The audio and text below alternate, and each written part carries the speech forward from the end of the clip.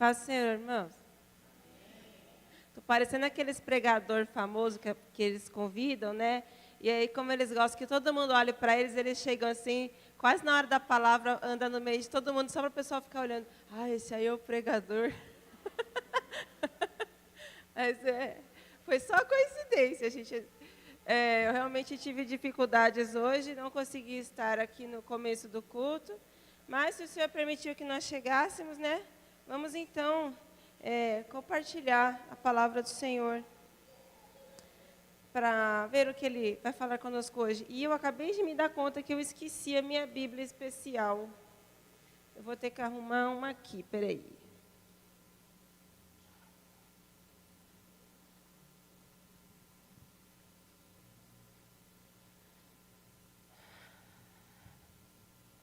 Que o Senhor nos ajude, que seja um momento para o Senhor falar com a gente. Nós recebemos com alegria a palavra do Senhor, não é mesmo? A palavra do Senhor que nos abençoa, a palavra do Senhor que enche o nosso coração. Então, vou pedir para você abrir sua Bíblia comigo no capítulo 20 do Evangelho de João. João 20, 15.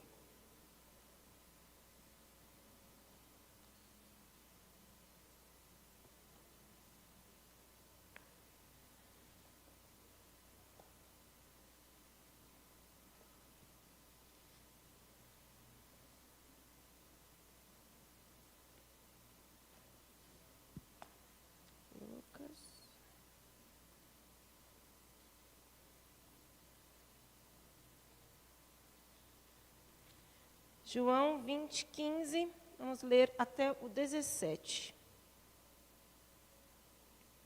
Diz assim: Disse-lhe Jesus: Mulher, por que choras? Quem buscas?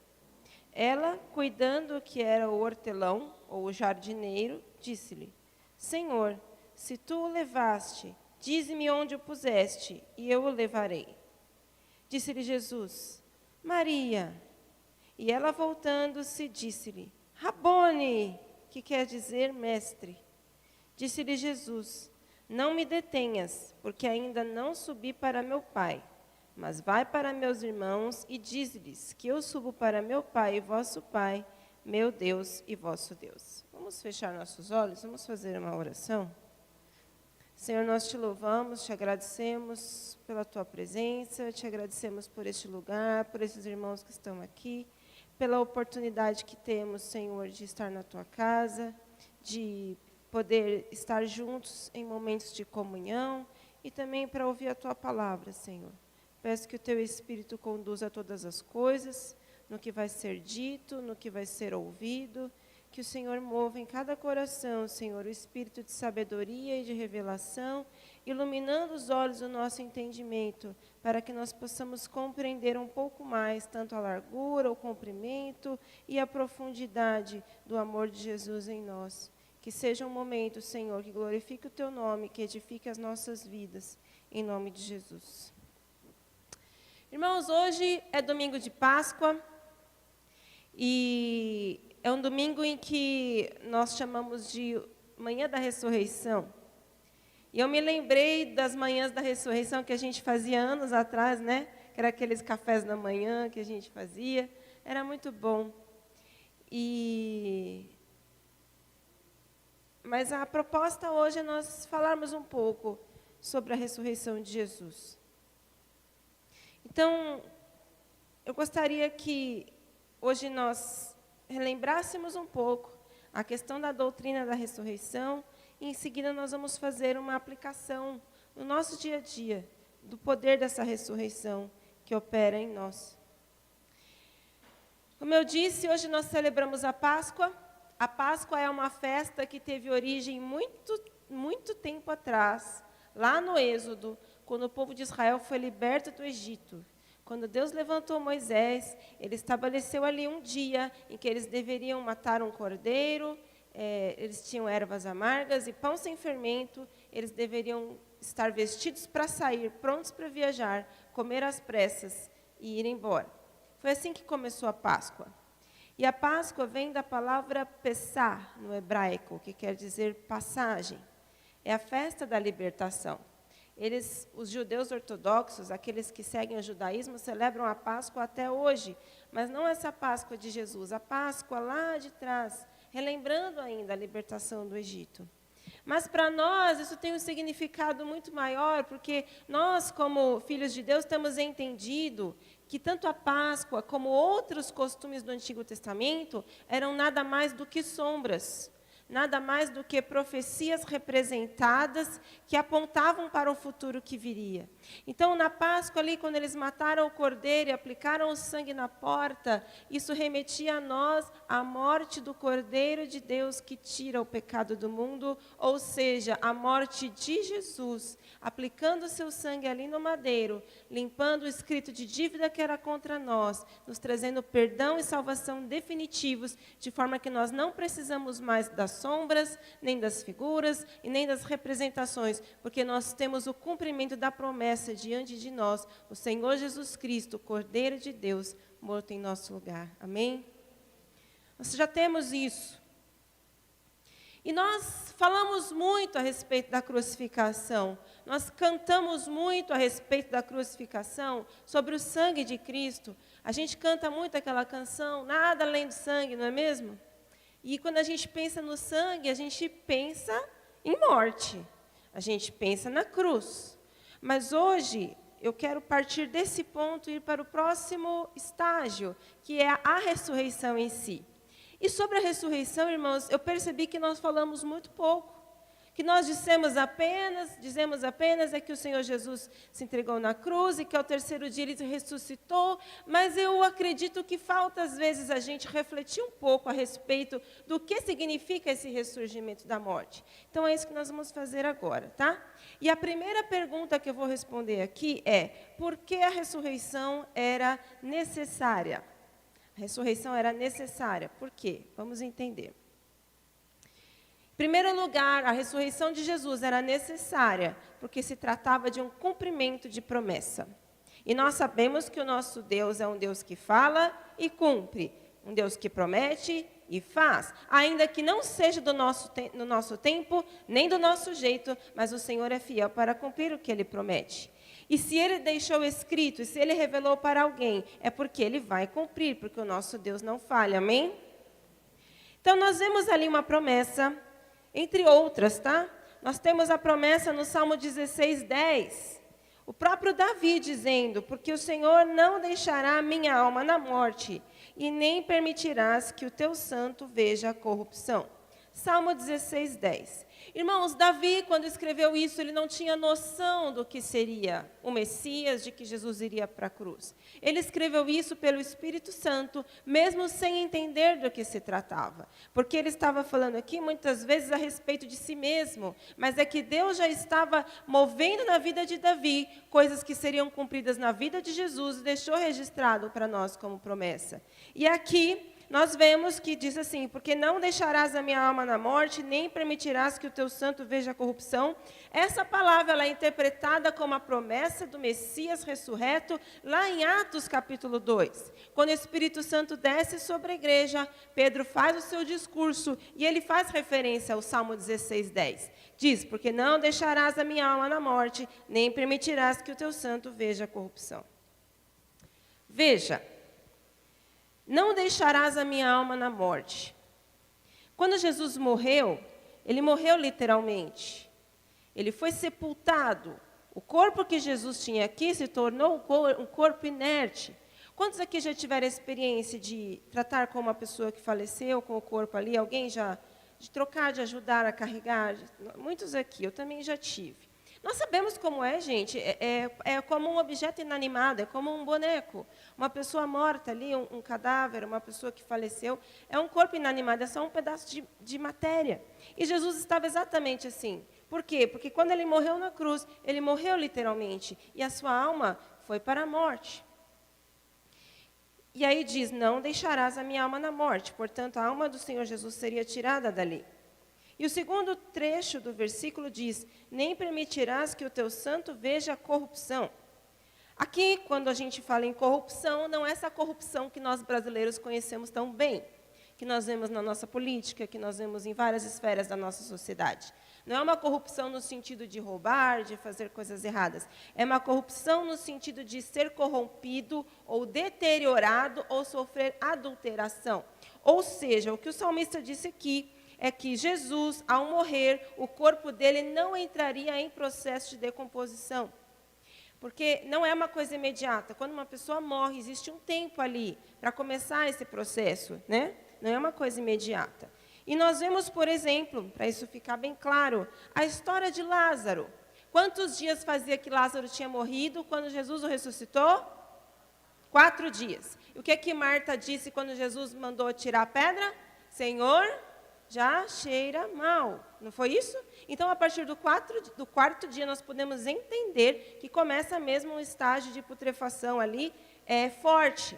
E Jesus não passou por isso, porque diz que ao 3º dia ele ressuscitou. Então, aqui se cumpre a promessa que o Senhor fez a Davi, da sua alma não ser deixada na morte, nem o santo dele ver corrupção. Sabemos que Davi morreu, existe a sepultura de Davi, mas nós sabemos que o nosso Jesus ressuscitou e a sepultura dele está vazia para cumprir a promessa que Deus deu a Davi no Salmo 16. Glória a Deus. Então, a ressurreição era necessária para cumprir as promessas do Senhor que Ele fez desde os tempos antigos. A ressurreição, ela também veio para cumprir um princípio estabelecido por Deus. Então, a segunda razão pela qual a ressurreição era necessária é para cumprir um princípio estabelecido por Deus. E que princípio é esse? Que a consequência do pecado é a morte. Isso precisava ser cumprido, porque todo o pecado do mundo, irmãos, precisava receber punição. O nosso Deus, como um Deus justo e santo, Ele não pode ver o mal agindo e não agir com juízo. Deus precisa manifestar o juízo, Deus precisa manifestar a sua ira, porque Ele é um Deus santo, Ele é um Deus justo. Para isso acontecer, o que deveria de fato ser é que nós todos deveríamos morrer.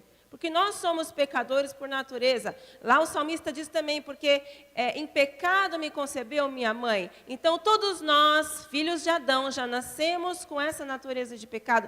Portanto, todos nós precisávamos morrer. Mas o que Jesus fez? Jesus substituiu a mim e a você nesse castigo. É como se Ele pegasse ali a nossa dívida e falasse, você não deve mais nada porque quem vai pagar sou eu. Isso funcionaria muito bem para dinheiro, né? Nós entendemos a questão da dívida, mas isso funciona também nessa dívida espiritual. O Senhor Jesus morreu em nosso lugar, pagou o preço em nosso lugar. Por quê? Porque Deus precisava de uma forma para punir os pecados do mundo. A forma de Deus manifestar o seu juízo, a forma como Deus executou a sua pena, foi em cima de Jesus. Jesus morreu para pagar o preço do pecado que era inevitável, que pertencia a nós, mas Ele tomou para si. Então, a ressurreição também, a morte de Jesus veio para cumprir essa consequência do pecado. E nós vemos ali, né, já no Antigo Testamento, em Ezequiel 28:10, o Senhor dizendo, a alma que pecar, essa morrerá.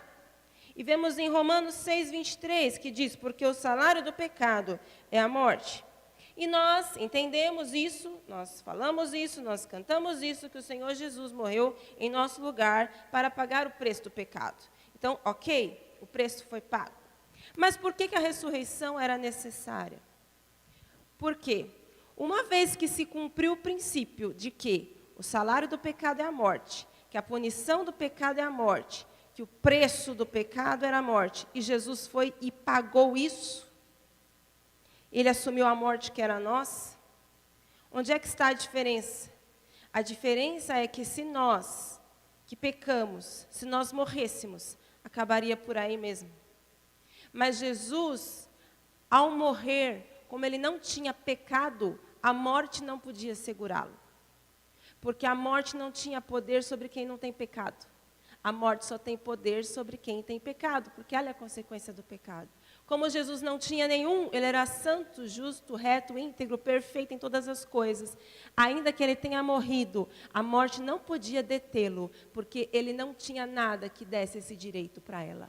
Então, Jesus, sendo aquele que se entregou à morte sem pecado, ele pôde entrar na morte e sair da morte por sua própria vontade. Ele diz assim: a minha vida ninguém tira de mim, eu mesma dou. Eu tenho poder para dá-la e tenho poder para retomá-la, porque foi a ordem que eu recebi de meu Pai. Então, a morte que Jesus sofreu não tinha poder para segurá-lo nessa condição definitiva, de forma que, como sendo alguém sem pecado, ele passa pela morte e tem poder para sair dela, porque ele não merecia essa consequência. Ele assumiu por vontade própria, por seu próprio desejo de nos salvar. Você entende isso? Então, o princípio do pecado, tendo como consequência a morte, foi cumprido por Jesus. Mas essa morte não foi definitiva, porque Jesus não tinha o pecado que justificasse a morte. Ele apenas tomou o lugar de pessoas pecadoras, e essa morte não tinha poder sobre ele. Aleluia. Próprio Pedro, lá em Atos 2, vai dizer, Atos 2, 24, falando de Jesus, dizendo assim: Deus o ressuscitou, livrando-o da agonia da morte, porque não era possível que fosse retido por ela. Então, nós temos aí dois motivos para a ressurreição ser necessária: o cumprimento das promessas e o cumprimento do princípio do juízo estabelecido por Deus. Em terceiro lugar, a ressurreição era necessária, porque era preciso gerar uma nova criação a partir de alguém perfeito. Por quê? Nós sabemos, irmãos, a palavra também diz isso muito claramente, que o primeiro homem e a primeira mulher pecaram, e esse pecado passou para toda a humanidade. Os próprios filhos que Adão e Eva conceberam, que são Caim e Abel, foram concebidos fora do jardim do Éden, após a queda. Então, não existe um ser humano que tenha sido concebido sem pecado. O pecado vem se perpetuando em nós desde o princípio. Todos nós somos caídos, todos nós carecemos da glória de Deus. E nós só podemos sair dessa condição se nós recebermos a Jesus. Isso é fato. Mas Deus também, irmãos, desde o princípio, estabeleceu que o desejo dele era ter comunhão com a sua criação. Deus não criou um homem para ser um boneco, Deus não criou um homem para ser uma marionete, não criou para ser um robô, para ser alguém manipulado para ele brincar de casinha ou de sei lá o quê. Nós não somos algo que o Senhor fez por esporte nem por brincadeira. O Senhor nos criou com um propósito de ter comunhão com Ele, de formar uma família de filhos de Deus. Mas, se nós somos filhos do pecado, filhos de Adão e Eva, como nós poderíamos nos tornar filhos de Deus? É como Jesus disse lá em João 3, é-vos necessário nascer de novo. Ele diz, é preciso nascer da água e do Espírito. Portanto, na ressurreição de Jesus, também estava sendo gerada uma nova criação. Seres humanos regenerados, nascidos segundo a natureza de Deus, que pudessem se tornar família de Deus e entrar nessa comunhão com o Senhor. Então, a ressurreição vem para gerar uma nova criação. Lá em 1 Coríntios 15, 21, diz que a morte veio por um homem, mas também por um homem veio a ressurreição dos mortos. Em Romanos 6,4 vai dizer assim, fomos sepultados com ele na morte pelo batismo. Quantos aqui já são batizados? Quando nós nos batizamos, todos sabem, nós emergimos na água, é um símbolo de uma morte para a velha vida. E quando nós levantamos da água, simboliza ali um renascimento, uma nova vida, uma vida diferente a partir do Senhor. Nós sepultamos o velho homem e renascemos no novo homem. É um simbolismo. Mas diz, fomos sepultados com ele na morte pelo batismo, para que, como Cristo foi ressuscitado dentre os mortos pela glória do Pai, assim também nós andemos em novidade de vida. E lá em João 1, 12 e 13 vai dizer, a todos quantos o receberam, deu-lhes o poder de serem feitos filhos de Deus, os quais não nasceram do sangue e nem da vontade da carne, mas de Deus. A ressurreição de Jesus, ela veio também para permitir uma ressurreição em cada um de nós. Porque quando nós falamos em ressurreição, Muitas vezes a gente pensa somente numa pessoa que morreu de forma literal. Como nós vemos a ressurreição de Lázaro, a ressurreição da filha de Jairo, nós ouvimos também histórias de pessoas que foram ressuscitadas, são muito poucas, mas nós ouvimos essas histórias, né? De pessoas conhecidas dos tempos atuais que foram ressuscitadas. Mas a ressurreição de Jesus, ela vai muito além dessa ressurreição literal. Ela diz respeito também à ressurreição do nosso homem interior. De forma que nós, quando nos entregamos a Jesus, nós temos uma morte para a velha vida e temos um nascimento, uma ressurreição para a nova vida. Então, essa ressurreição também se aplica no nosso espírito. Quando nós nascemos de novo, nós somos nascidos não da carne e nem do sangue, nós somos nascidos de Deus, segundo a natureza de Deus, e podemos nos tornar semelhantes ao seu Filho Jesus. E assim nós temos a nossa comunhão com Ele restaurada. A palavra vai dizer também, lá em 1 Coríntios 15, do 45 a 47, que o primeiro homem era alma vivente, o último, espírito vivificante. O que isso quer dizer? Quando Deus formou o homem e o formou do pó da terra, para ele começar a ter vida, diz que o Senhor soprou em suas narinas e ele se tornou alma vivente. Então, todas as pessoas que se movem, que são filhas de Adão, elas são alma vivente, porque nasceram da carne e do sangue. E aí o texto segue. O último homem é espírito vivificante. O que é que ele está querendo dizer com isso? Assim como Adão, ele foi o primeiro de toda uma geração, de toda uma raça, de pessoas caídas. Jesus veio depois. Jesus é o último homem porque ele é definitivo, porque ele encerrou todo aqueles ritos do passado. Ele botou um fim naquela era de morte e de pecado. Mas ele também é o primeiro, porque a partir dele nós temos uma nova geração de pessoas salvas e redimidas que podem estar para sempre com o Senhor. Então Jesus Cristo é o último porque ele encerrou aquela fase de pecado em que haviam sacrifícios repetitivos e o perdão não era definitivo e havia sacrifício em cima de sacrifício e a morte reinava. E a partir dele, a vida reina, porque aqueles que estão em Cristo Jesus têm uma vida abundante. Aqueles que estão em Cristo Jesus têm uma nova vida no Senhor. Aqueles que estão em Cristo Jesus nasceram de novo. Nós somos nova criação, nascida segundo Deus. Então, o Senhor Jesus inaugurou um novo tempo, uma nova geração, em que toda a humanidade pode alcançar a redenção por meio dele. Então, os 3 motivos, porque a ressurreição é necessária para cumprir as promessas de Deus, para cumprir o princípio de que o salário do pecado é a morte, e para gerar um povo, uma nova geração redimida, segundo a natureza de Deus, que vai poder estar com o Senhor e ser a família de Deus. Amém? Amém? Ficou claro isso? Então, nós falamos aqui a questão da doutrina da ressurreição, de forma bem resumida. E a Bíblia diz também que o que ressuscitou Jesus foi um poder de Deus. Diz que pelo Espírito ele foi ressuscitado. Então, o que nós vamos abordar agora é o poder da ressurreição e como ele se aplica na nossa vida.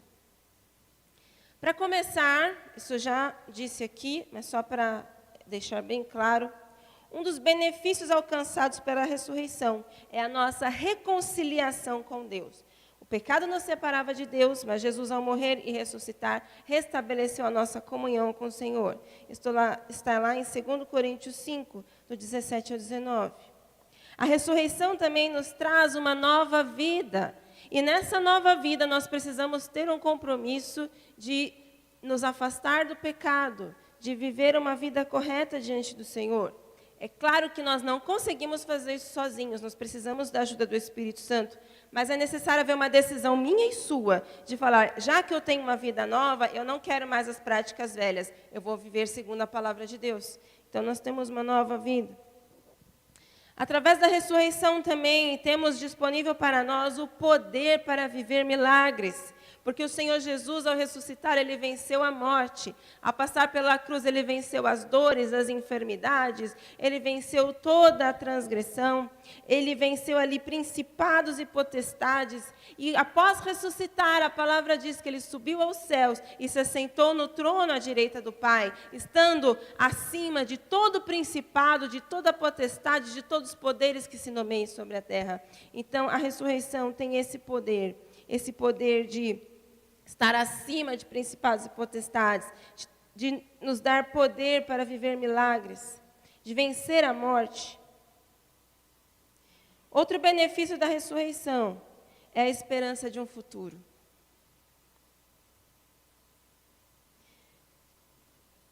Nós sabemos, irmãos, que todos nós vamos morrer, não é verdade? Talvez alguns fiquem para ver o Senhor voltar, mas muitos de nós aqui não vão ver o Senhor voltar, nós vamos passar pela morte. Alguns primeiro, outros depois, né? Mas nós sabemos também, como diz ali em Tessalonicenses, nós temos uma consolação de que um dia nós ressuscitaremos, que nós sairemos dessa condição de morte. A palavra diz, os mortos ressuscitarão e os que estiverem vivos serão transformados. Nós sabemos que vamos reencontrar as pessoas queridas que nós perdemos. Nós sabemos que existirá um dia em que todos aqueles que serviram ao Senhor fielmente ressuscitarão para estar nesse estado eterno junto com o Senhor. É a esperança que nós temos. E aí, diz, né, lá o texto, que aquilo que é corruptível será revestido de incorruptibilidade. Nós já falamos sobre isso, a questão da corrupção. Ou seja, o nosso corpo que envelhece, que adoece, que sente dores, ele vai ser transformado em um corpo novo, sem defeitos, sem deterioração, sem nenhum tipo de dor, nem de enfermidade. A gente nunca mais vai envelhecer, nosso cabelo nunca mais vai cair, a gente nunca mais vai usar óculos, a gente vai ter força, a gente vai poder comer bem sem ter dor de estômago, não é? E se alguém acha que eu estou exagerando, dá uma olhada, irmãos, o que acontece lá, o que a Bíblia fala quando Jesus ressuscitou?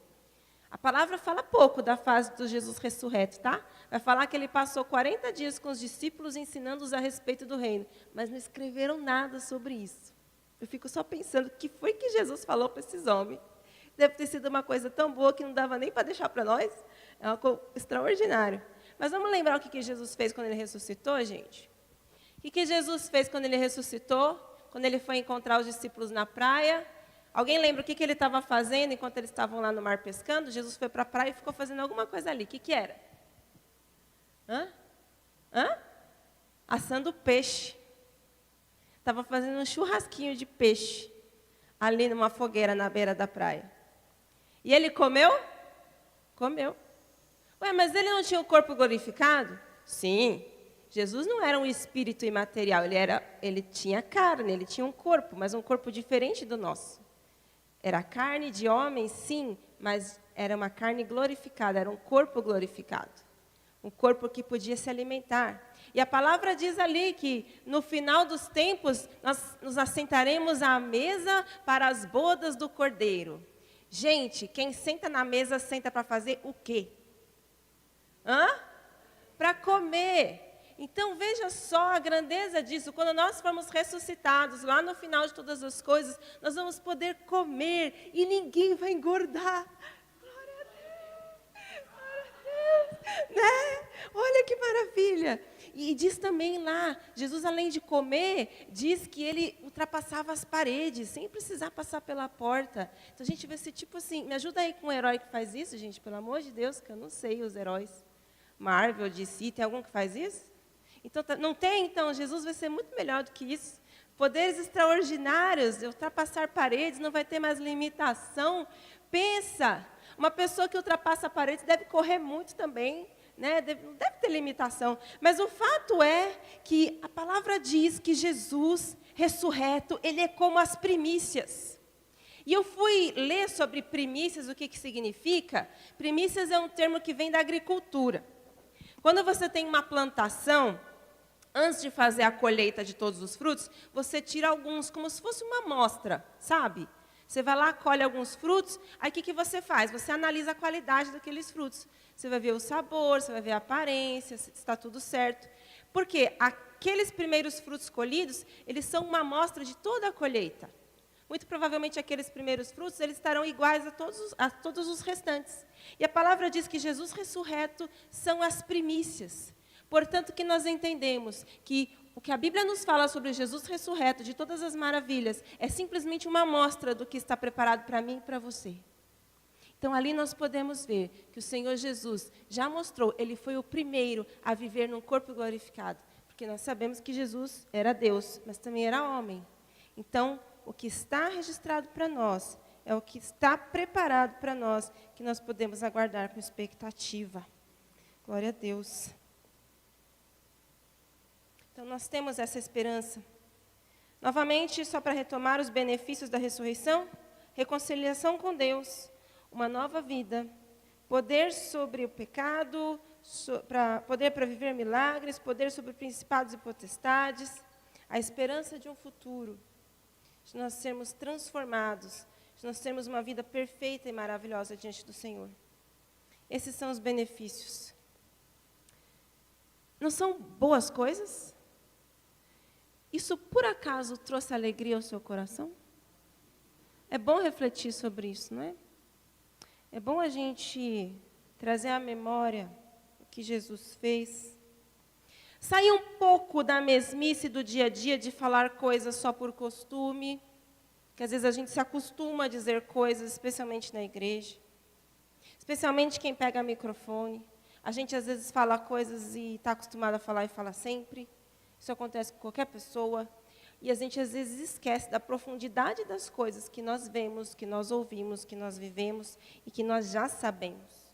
Então, eu quis trazer isso para nós hoje, para nós pensarmos sobre o poder da ressurreição, sobre todos os benefícios que ela nos traz, mas também para aplicá-la no nosso dia a dia. E eu queria que você voltasse comigo lá para João, capítulo 20, versículo 15.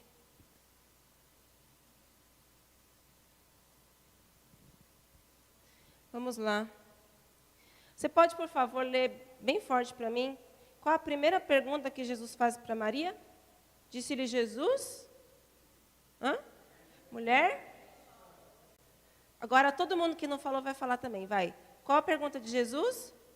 Mulher, por que choras? E eu queria fazer essa pergunta para você hoje. Você, por que você está chorando? Muitos de nós aqui estão com os olhos secos agora. Mas durante a semana, durante os nossos dias, quantos de nós aqui choramos? Talvez você esteja numa semana muito boa. Talvez você não tenha chorado essa semana. Mas todos nós sabemos que existem momentos de angústia e de tristeza nessa vida. Por que você chora? Jesus virou para Maria e disse: mulher, por que choras? E, gente, para Maria a resposta era óbvia. O mestre dela tinha morrido. Por isso ela estava chorando. Para nós também, quando nós estamos chorando, como nós sabemos que o Senhor sonda nosso coração, a resposta também é óbvia. É como se a gente dissesse assim: Senhor, o Senhor sabe por que eu estou chorando. O Senhor está vendo a minha situação. Mas hoje, nesse dia de Páscoa, o Senhor nos pergunta: por que você chora?